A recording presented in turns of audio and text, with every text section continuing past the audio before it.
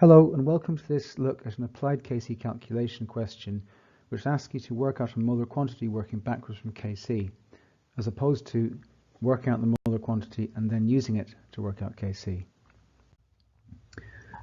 So it gives you some information about an investigation carried out by a chemist involving the oxidation of sulfur dioxide to make sulfur trioxide, in other words the contact process. There are some bullet points explaining what the chemist does, and a bit of information about the equilibrium mixture. And then it gives you the numerical value for Kc. So the first command word, write the expression for Kc and the units of Kc for this equilibrium, is a nice easy start. So let's have a look. We take the concentration term for SO3 and put that in the numerator. Obviously we square it because there's 2 moles of SO3. So just putting on my highlighter here. We've got 2 moles of SO3, hence the square. 2 moles of SO2, so that's the SO2 squared, the concentration term squared in the denominator, and also the concentration term for O2, there's only 1 mole of it, so it's not raised to the power of 2, it's raised to the power of 1, so we don't need to put a 1 in there obviously. So if we take the units of moles per decimeter to the -3 as representing 1 concentration term, you can see 2 concentration terms in the numerator, 3 concentration terms in the denominator. So you have these 2 units divided by one another. So obviously the top cancels out, and that leaves us with moles to the -1 decimeter to the power of 3. So let's put that underneath the first part. Now they want us to determine the amount in moles of sulfur trioxide in the equilibrium mixture at this temperature. And they want your final answer to an appropriate number of significant figures, and they want all the workings shown. So let's have a look at the information now.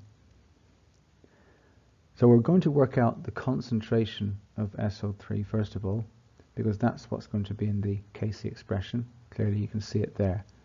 So we're going to look for all of these here and try to find all of them and then rearrange it so that the concentration term for sulfur trioxide is the subject. So to let you follow it, I'm going to make the sulfur trioxide concentration term stay in pink. So taking the numbers we're given, Kc is 3.05 times 10 to the power of 4. You can see it here.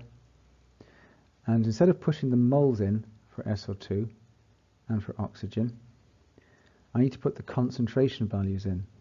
So to do that, I take the moles and divide them by the volume. So the volume is 400 centimeters cubed, which means that I divide each of these values by 0.4 decimeters cubed.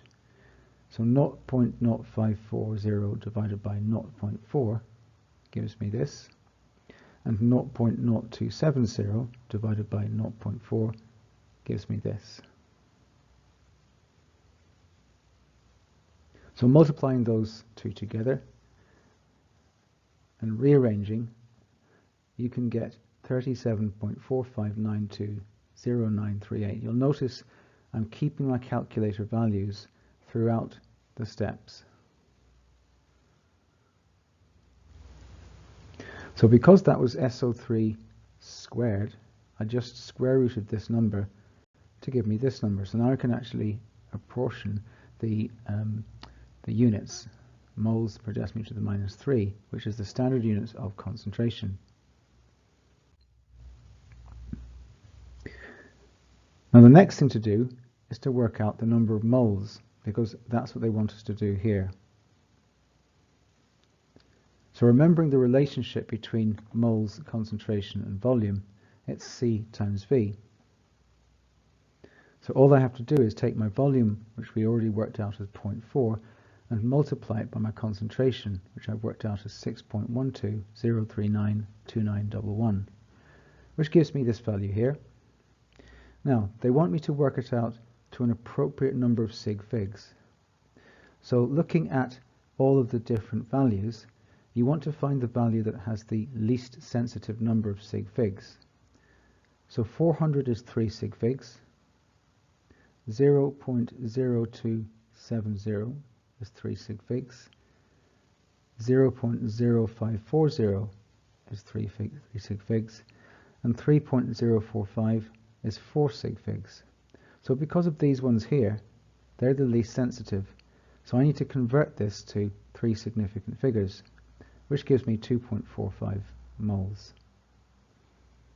Okay, thanks for listening. Until next time, see you soon.